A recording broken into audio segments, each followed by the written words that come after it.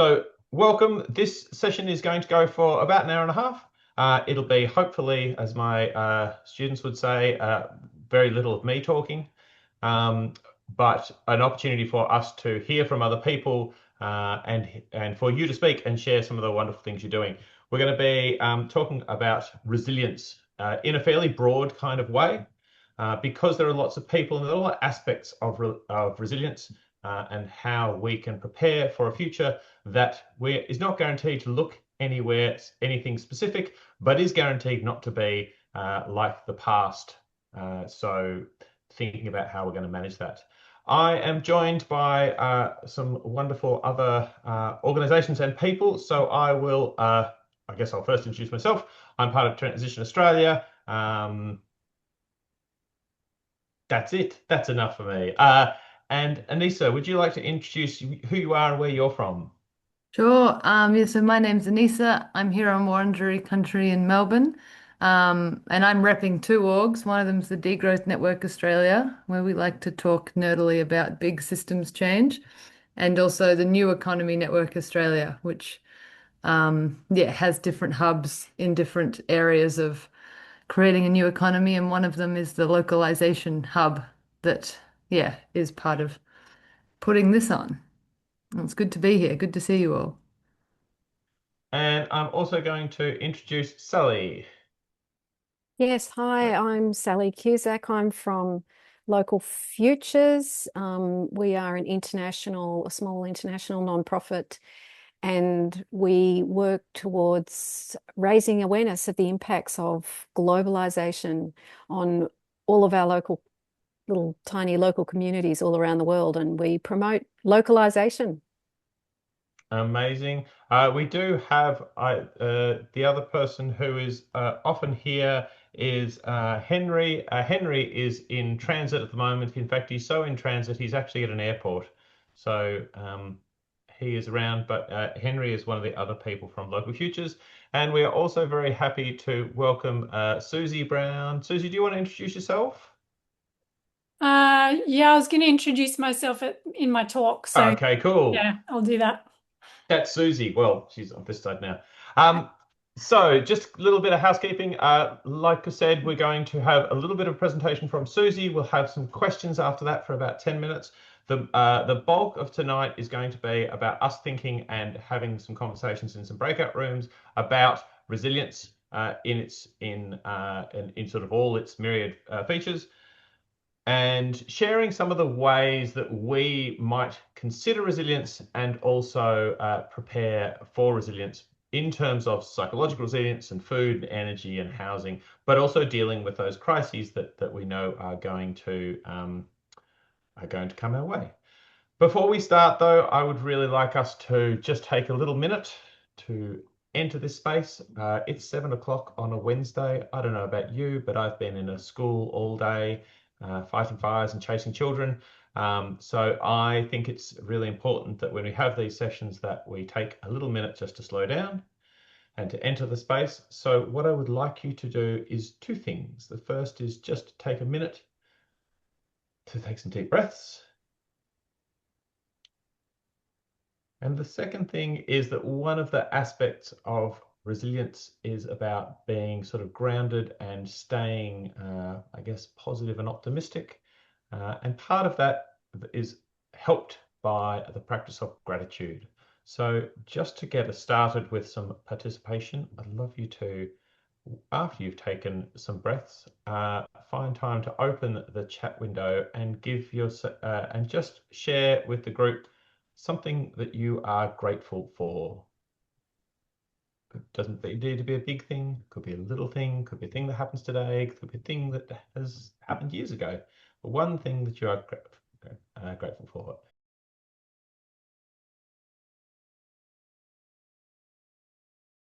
So Suzi Brown, who has joined us from the Narara Eco Village and also as one of the founders of Australian Parents for Climate, and also insight meditation practitioner.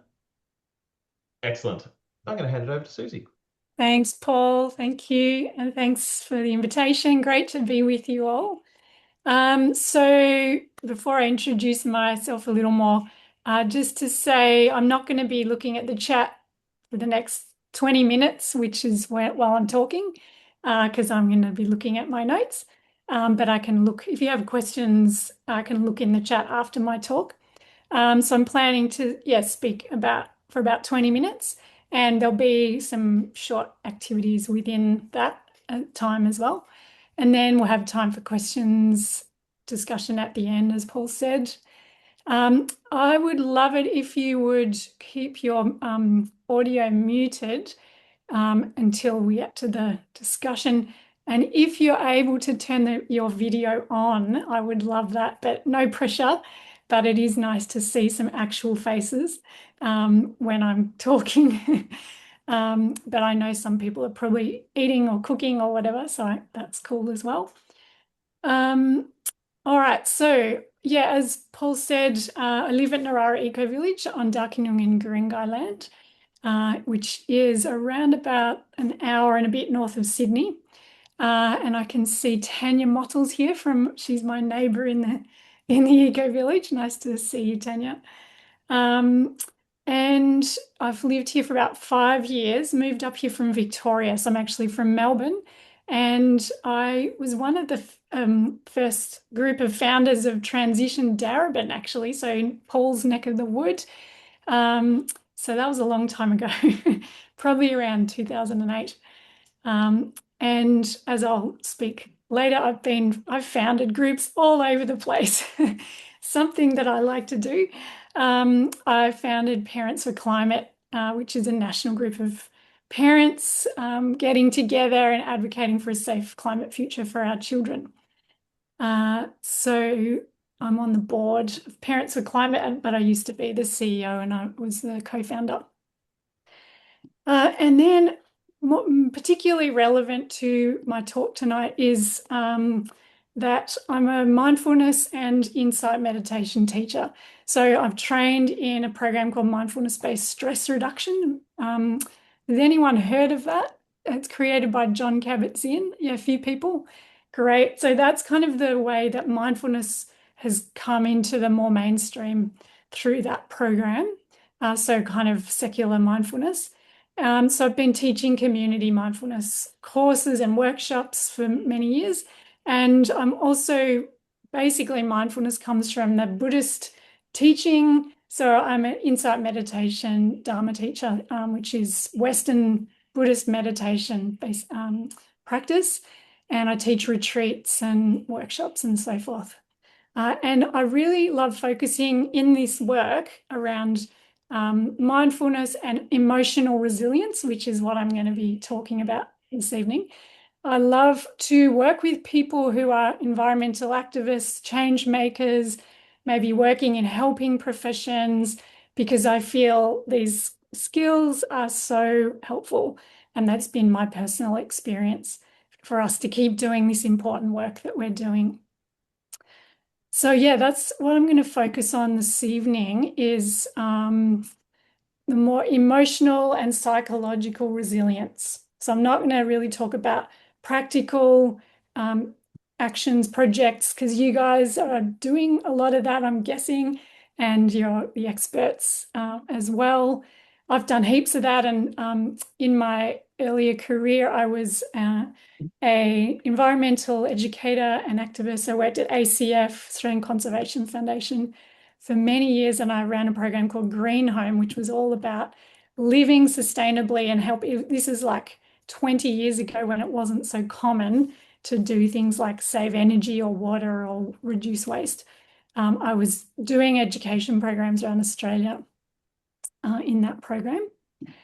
And yeah, then over the years, I brought in, well, actually, I will tell you now that I brought in practicing meditation as a way to cope with the burnout that I got from my environmental activist and education work. So I, back in, 20 years ago, threw myself into this big project at ACF and I loved it. It was so important. I was, full of urgency to save the planet single-handedly. And then I just got burnt out, as you can imagine. after about 5 years of doing that. I wasn't doing it in a sustainable way. I wasn't looking after myself.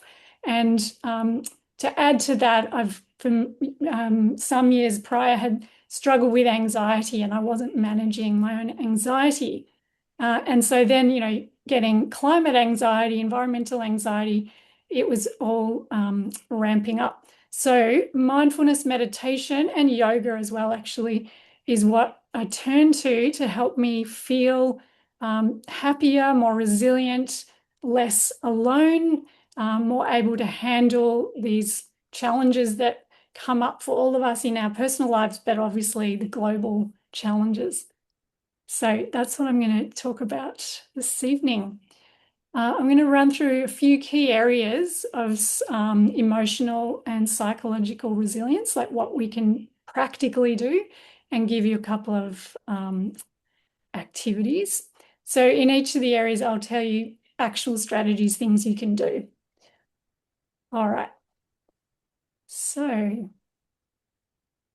and I appreciated Paul's opening there with taking some deep breaths and opening to gratitude, what we're grateful for. So I'm going to talk a little bit about that. The first strategy or approach that is so crucial is being present. So this is, as you probably know, meditation, mindfulness is in large part, or a significant aspect is being present with this moment just here. So this is so important. It may be obvious to you, but if not, it is incredibly less stressful to be present just with this moment, because our worries about what might happen are in the future. That's future thinking. Or our rumination about what might have happened in the past, mistakes we made or conflict we might have had, or seeing what Donald Trump's been up to today, all that stuff is in the past. Even 10 minutes ago, it's in the past. It's not here. And right in this moment, there is no problem if you are just simply with this moment. And if any of you have heard, you would have heard of the book The Power of Now by Eckhart Tolle. Have people heard of that? Yeah. Okay, that is, I think, a wonderful book to just explain this. He is an amazing communicator about the power of being present and how helpful that is. All right, so as I said, if you are worrying about what might happen, about climate catastrophe or about your health or your child or whatever it may be, worrying the thoughts about imagining these terrible things, your body does not know that it's not happening now. Your body thinks it's happening now, that scenario that's in your mind. Likewise, if you replay a conflict over and over in your head, many times, as we tend to do after we've had perhaps an argument with someone, our body thinks we're still there in the argument. Okay, so you can see how that creates a lot of stress, being in the past or the future with our thinking. So the more we can be present with just what's here, the less stressed we are. Our body feels calmer, we feel better. All right, so how do we do this? So obviously meditation is a key method. And even, as we did before, simply taking a few deep breaths. So I'll give you a very simple breath exercise you can do now, and this will take about 30 seconds, is if you take in a deep breath, breathing in, and then you breathe out as if you were blowing through a straw. So it's a slow out breath. So if you're willing, let's just do a couple of those deeper breaths and just be with that breath. You can close your eyes if you want to. So breathing in, big deep breath.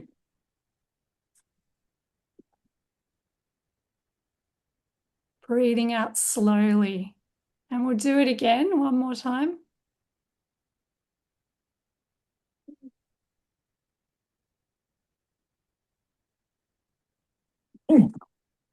And one more.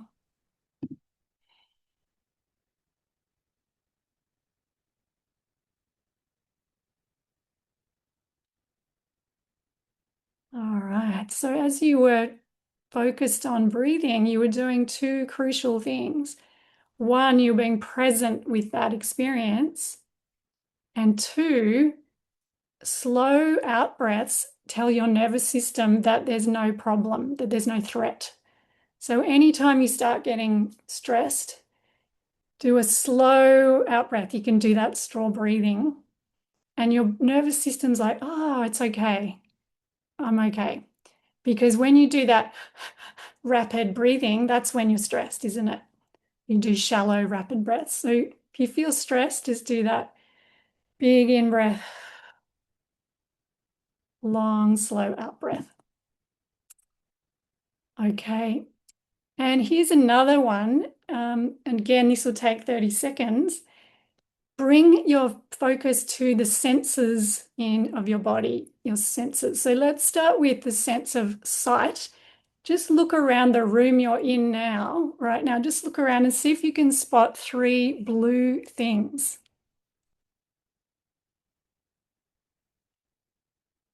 Okay, and then once you've done that, see if you can notice 4 things you can touch. Can you feel the touch of 4 things?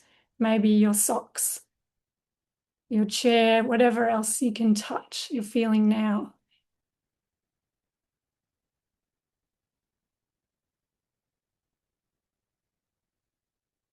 And now notice 3 things you can hear, 3 different sounds.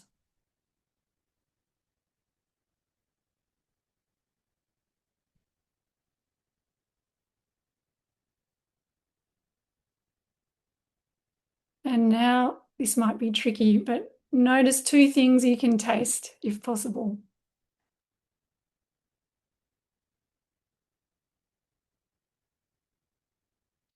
And finally, 1 thing you can smell. If you just breathe in, you might smell the room. So that was being present with the senses. Very simple. All right, so let's move forward. The next approach that's really important is, and Paul mentioned gratitude there at the beginning. So cultivating practices of happiness or well-being. You consciously choose to do, to orient yourself towards happiness in some way.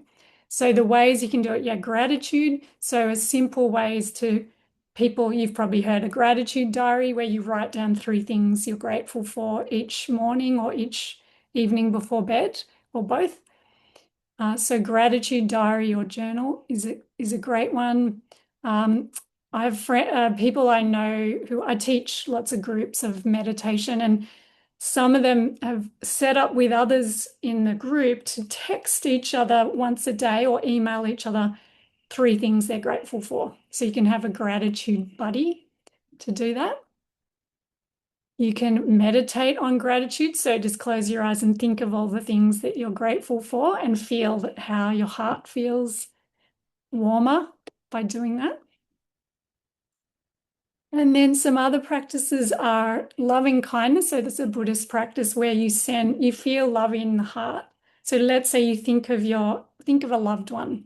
So family member, friend, pet, child.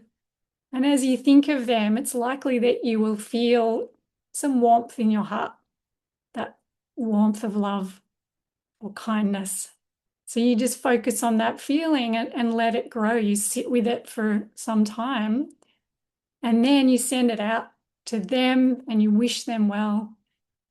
And then you might send it to someone like a friend who's having a hard time. You send them love and you feel it in the heart. And then you might send it to all beings. So you can send it to anyone. I like to send it to places in the natural world that have been destroyed or under threat, for example, or to animals. So that's a half-hour meditation, can be, but you can just tune into that anytime. Okay, and there's also practice of joy or sympathetic joy, where you feel the joy of others around you, and that might be seeing somebody, your loved one, they're happy and just tuning into their happiness. Or it might be just the happiness of walking out in nature, walking in the forest or the garden, and just feel the joy of that. Okay, there's so much I could say about that, but I'm going to move on. So I've got a few more approaches for you. The next one is really important, is being with our difficult emotions. So this is really crucial. So with facing the climate catastrophe or AI, that AI freaks me out for sure. I start feeling a lot of fear and anxiety. And I could go on, the wars, etc. Like there are so many things that right now, if we think about them, can cause us a lot of painful emotion. And maybe, there's a forest being destroyed near you and you have grief about that. Maybe in your personal life, you lost a loved one, or you're angry, you're in conflict with someone. These difficult emotions are everyday experiences, aren't they? All of us experience this. So in terms of being resilient, feeling resilient, how you cope or relate to those emotions is crucial. So the common way that we may have been taught as children to cope with a big emotion like anger or frustration or sadness, crying, is to stuff it down, isn't it? So not all of us, but many people, your parents or your school teachers and so on might have told you you're all right, come on, get up, keep going. Or I don't want to hear you shouting like that. I don't want to hear your anger. We get taught that these emotions are not okay, and so we start stuffing them down, blocking them and bottling them up. So that's the kind of habit many people, probably most people, have. And the problem with that is it gets stuck in our nervous system. So, have you ever tried to stop a feeling, an emotion? So if someone really pisses you off, I'm going to stop that anger. No anger. Like it's impossible, isn't it? Like once you get triggered, your amygdala, away you go. It's not possible to stop these feelings. So we are better off relating to them in a kind and healthy way and not blocking them. And if we can do that, it's a paradox that if we are able to allow these painful feelings, we're actually more resilient and happier, because the feeling does not have power over us. It diffuses the feeling, whether that's grief, anxiety, fear, anger, whatever, hurt.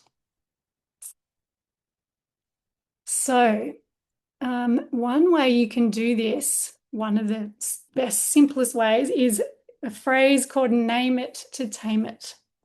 So has anyone ever heard that saying, name it to tame it? No? So it is created by a neuroscientist called Dan Siegel. If you want to read, he's got amazing books, Dan Siegel. And he created this, or coined this phrase, name it to tame it, which means if you name your emotion, so let's say you get angry, someone does something, it really riles you up, your anger's fired up. If you name it, anger is here. Here's anger. You name it, it gives you a bit of space between you and the emotion, and it's not consuming you fully.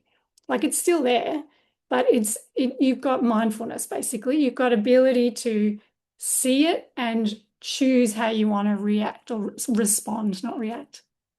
Okay, so the next time you feel any emotion, it could be joy, but could be hurt, anger, frustration, grief, sadness, just name it with kindness. Here's grief arising. Here's sadness. Here's frustration. Here's fear. And just by doing that, you're allowing it to be here.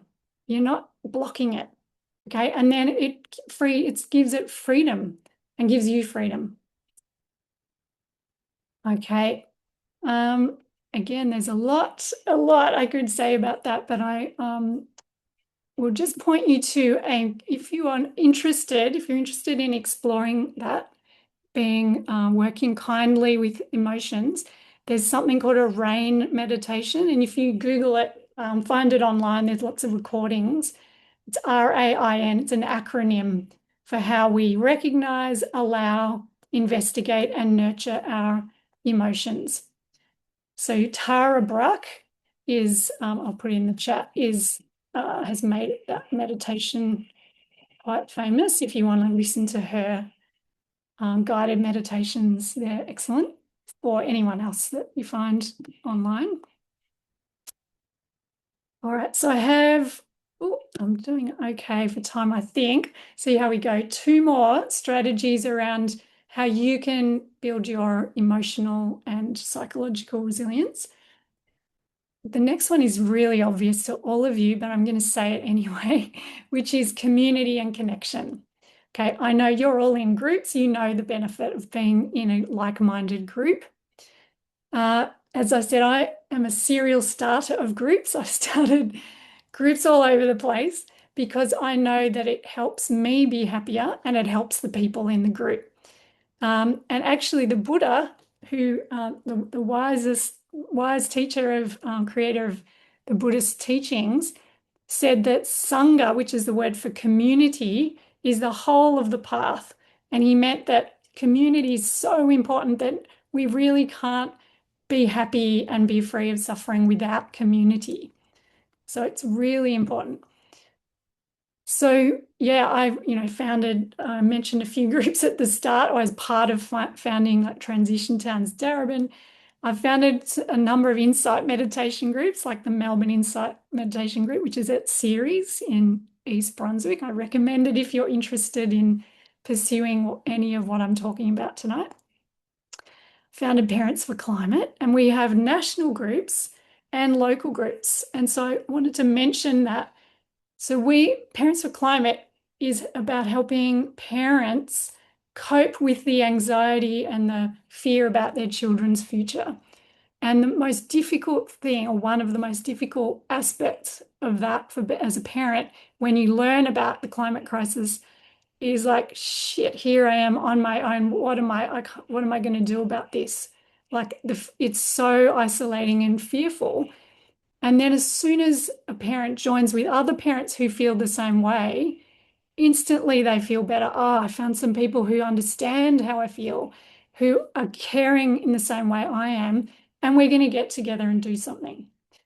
And that is so helpful and protective of your mental health, of all of our mental health, to do something with others about an issue we care about or a problem that's stressing us out. So yeah, we have local groups around Australia, and we get together and we might just do a social event, or we might do more of like a protest event, or some groups do a clothing swap or a toy swap. You know, there's all different things, just like you guys are doing all sorts of things. That is hugely protective. The other thing you can do, maybe not quite as easily, but you could live in an intentional community. So I live in an eco village, and yeah, that's the reason, one of the main reasons I live here. For me and my family, we're so much happier in a community that knows each other, cares about each other. And when I moved here, which is about 5 years ago, I was blown away. Like I only knew a few people, but everybody instantly accepted me and my daughter and my husband, and instantly offered help. We're here, chatting. Like, it's just how it is here. And like, that's incredible. And I noticed that my nervous system calmed down just by living here compared to, I was previously living in a lovely part of Victoria, but I didn't feel connected. I felt isolated. So it is protective of your well-being, your mental health, by living in a community. And maybe it's not an eco village, but a street or a block where you know your people, like transition groups can be like that. All right, and yeah, you probably know there's a lot of research showing that if you live in a connected community, you're happier, people are happier, healthier, and live longer. And one of my neighbors was pointing out just this week about we've got quite a number of older people here, and he's like, they're just not dying, they're living and living because they're just happy and healthier being here and feeling connected and supported. All right, and my very last, I've gone just a few minutes over. So my last point that I want to offer again is obvious to you all, but I want to highlight that taking action, doing something about the problems that are stressing us or that are causing fear or anxiety, taking action of any sort that contributes to the problem, to a solution, is protective again of your well-being, your mental health. And you all know that because you might be, doing veggie gardens, getting solar panels, doing projects with others. Write a letter, just send an email to your local MP about an issue. Just simply doing that. These actions help us feel empowered and so much better about the problems that we're concerned about. And you're probably aware of there's a mental health crisis in young people in Australia and overseas. So 42% of young people were psychologically distressed in 2021. Just one particular research study, up from 18% 10 years prior to that.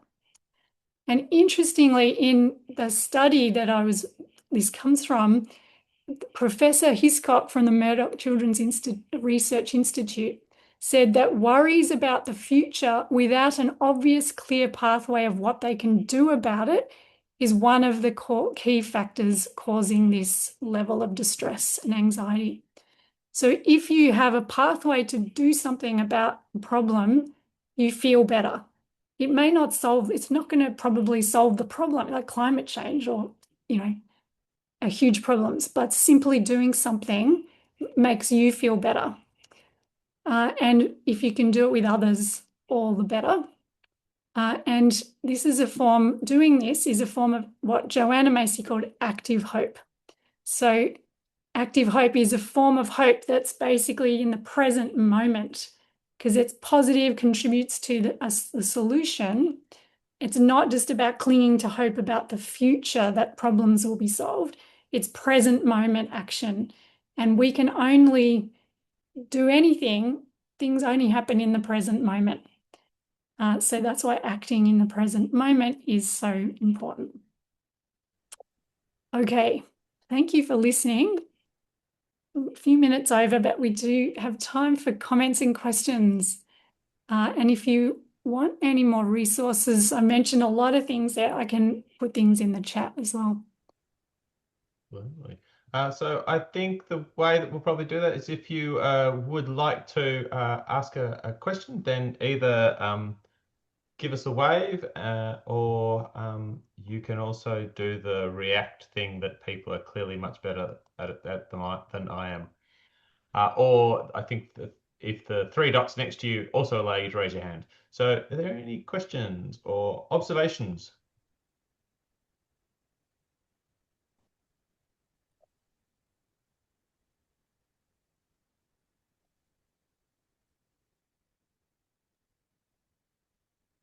Tanya.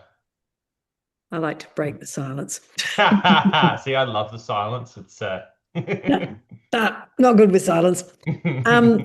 My question is, Suzi, having had the lived experience with you in doing some resilience training post fires, post flood here on the Central Coast, and also post or during COVID in that lumpy inny outy period. I'm wondering if you've got some encouraging stats for those data nerds that like to hear, how the transformation can help people have more of a sense of well-being from adapting these, whether or not perhaps in activist groups, if there's something that, refers to. And I don't mean to put you on the spot, but perhaps Yeah. some example. Let me take it away from the data stuff. Then Mm. perhaps people and transformation you've seen.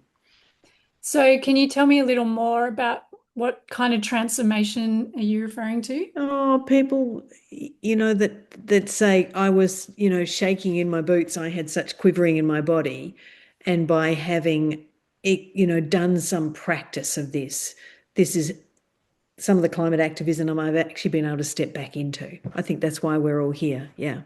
Yeah, okay. Yeah, I'm not sure I can pull a stat off out of the air, but I'll, think about it.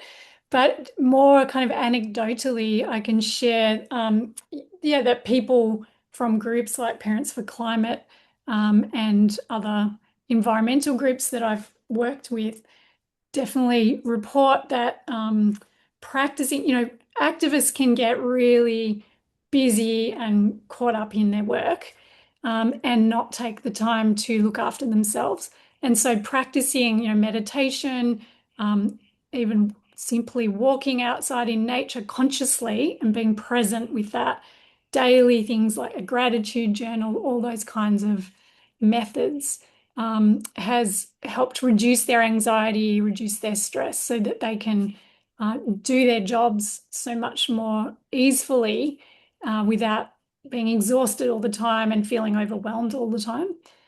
So I think it's crucial tools for any activist or change maker or help someone working in the helping professions. And maybe one other anecdote I can mention is a parent from Parents for Climate who joined. I did a program on emotional resilience for the most active of our parents who are busy being activists and being parents as well, mostly with young children. And one of the women in the group said after the course said, I realized from this course that my emotions are okay. If I feel grief about the planet or about the war or whatever's here or what I'm reading about in the news, it's okay to feel that grief and there's nothing wrong with my emotions. And simply by allowing my grief or my anger or my fear, rather than battling it, that sort of eased half of the burden. And she could be with, reading about climate science or reading about the war. She could be with that so much more easily. It's not easy, but so there's kind of two levels of suffering, if you like. When we read about the war or something awful, there's the event itself or the issue itself, and then there's the pain of our emotion. And we can often get so wound up in battling with ourself that it adds this another layer of stress that you don't need to have. I hope that makes sense. Thank you. I'm curious to do, because I am a data nerd, I'm curious to put the question out to the almost 40 people that are here. What do people do? So I've got a kind of double barrel question. What do people do to actually stay present and grounded? Because it, a lot of things, Suzi, you were doing was reminding me of kind of some of the therapeutic stuff that I do through education practices. So the first part is what do people do? And the second part is, to be honest, if the answer is actually nothing. Because I'm really curious as to how many people who are really invested in this game actually like, no, it's all about other people. It's all about the crisis. So that's my double barrel curiosity. What do people do? Do people do nothing? Darrell. So it's just so pertinent to me because I'm reading this book, The Art of Observation by Red Hawk. And the thing is to be present, and the way to be present, you have to bring your body into that feeling, into time and space, into your body, because otherwise it's just imagination or intellectual. So you need to feel that feeling. Where is it moving in your body? And by being grounded in that, it's like the body knows how to transform that feeling and will discharge it. So ever since I've started reading the book about 2 weeks ago, anytime I'm feeling upset or grief, where am I feeling it in my body? And is it in my heart region? Is it in my head? Is it in my stomach?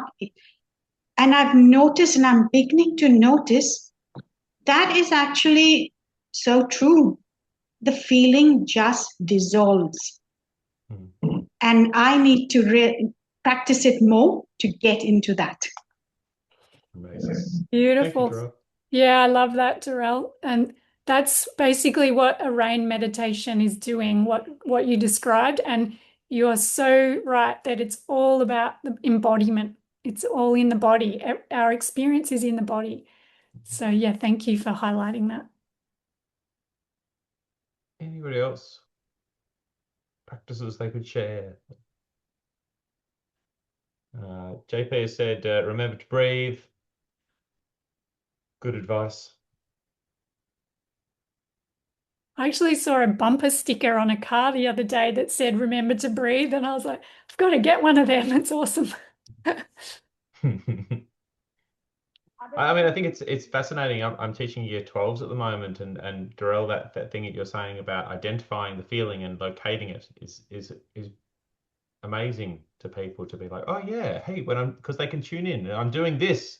I might not feel stressed, but actually I can see my shoulders up, and it's much easier to be like, oh, hey, shoulders up means this. Connect with nature. Yeah, that's fabulous. Kirsten. Hi. Hey. I wonder if you guys know about lifestyle medicine. It is amazing. And it's got a 7-pillar sort of design, you could say, or which includes eating plants, no oil, salt, or sugar, and exercising and meditating and having good connections and doing your purpose. So it's stuff that I'm sure everybody here would be doing, but it's kind of like in a way that's just tweaking it to make it make your life make you really well, and you're well in your mind and your body, or your mind body as we are beginning to call it. And I would highly recommend that. I found it great for mental clarity because I'm building up my gut microbiome as well with real live probiotics, and our mind is shared between our brain and our gut. And the thing that's fantastic about it is eating only plants is fantastic for the planet. We can have much more rainforest and less methane and less land clearing. And anyway, so that's my plug for that. I've got something to ask you, Suzi, if I could. Yeah. First of all, I have a comment, which is I love the idea of parents for the planet, because when I go and demand something for myself, I would feel stronger if I was demanding it for my child and my future. Like, the government always goes on about families and how, oh, we've got to be there for families, we've got to take care of families, and families are everything. I don't have a family, I'm me.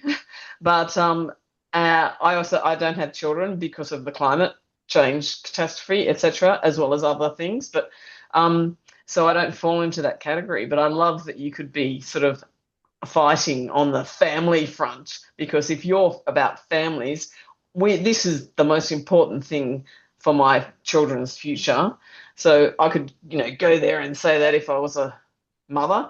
But then finally, what I wanted to ask you was my greatest challenge: how to make a person stop and meditate. Do their meditation. Who might that person be?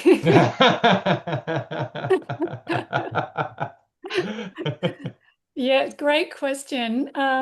So yeah, there's lots of ways strategies I can give you for that. So putting a reminder on your phone, using there's apps like Insight Timer, which I recommend. That's got a timer in it, and it can remind you to meditate.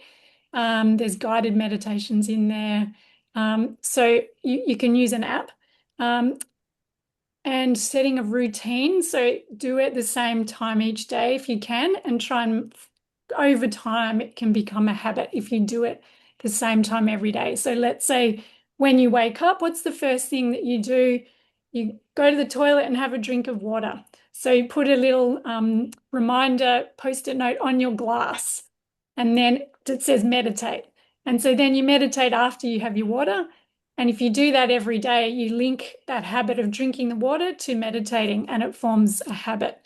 So yeah, that's what we kind of want to do, is form a habit. And they say it takes 60 days to form a habit to become automatic, roughly. So if you do that for a couple of months, you should then remember every time at that time. And then the last thing I'll offer is that sometimes we think, oh, we've got to do half an hour or an hour of meditation every single day. If you just lower the bar and just say, here's what I'm going to do is I'm going to sit down and meditate. If it's 2 minutes, it's okay. If it's 20 minutes, that's great. If it's 10 minutes, it doesn't matter. It's the regular daily practice that's more important than an hour of meditation. So just make it a bit easier on yourself. Yeah, so in the chat, this 3-minute meditation hooked me to meditation. Exactly. Start with 3 minutes, and that's easier than making it too hard for yourself. But is Amazing. 3 minutes still worth doing? Like, is that on the expectation that I'm going to increase it? Or Yeah, I mean, yes, ideally you would increase it over time. But yes, 3 minutes is still worth doing because you're forming that habit of being present.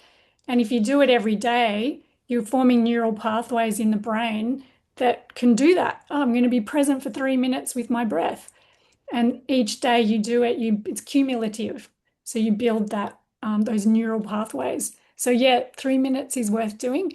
A good minimum I aim for is 12 minutes, because there's some research showing that after 12 minutes, you shift to your parasympathetic nervous system and it calms down. So that's a good target. But 3 minutes is awesome to start. I'm going to Awesome, pass off to thanks. Anita, and then we're going to move on to the next part. Anita. I just wanted to add, I think it's also finding a meditative state that actually works for you. So for me, I do walking meditation because, that's things like sometimes when I feel like I'm Vesuvius and I feel so angry because, there's, tourism coming in and, they're missing all the environmental markers or whatever, then it's walking, and then I feel very different because I feel like the Great Mother has really collaborated and we've been able to clear that. And I think each of us is so different. It's just finding the thing, then it becomes effortless. Then you actually want to do it. Some people swim and they get into a meditative, do 40 laps, and that's their incredible meditation. And because they're really present, they're using their bodies, and so I think it is finding what suits you too. And I think we used to think we learnt 4 different ways, but now I think there's 44 different ways that we learn. And we're not all daffodils or fuchsias, we're all completely different. So I just wanted to add that I've found that it then becomes effortless, when you find the thing that actually is in alignment with your body system. Beautiful. Thanks, Anita. Yeah, really well said. And you're right. I think the Buddha even taught there's like 121, or I can't remember the number, different ways of meditating. Yeah, there's not just one way at all. So I love how you offered that, and yeah, invite everyone to find what works for them. Present moment awareness, you can do it in many ways.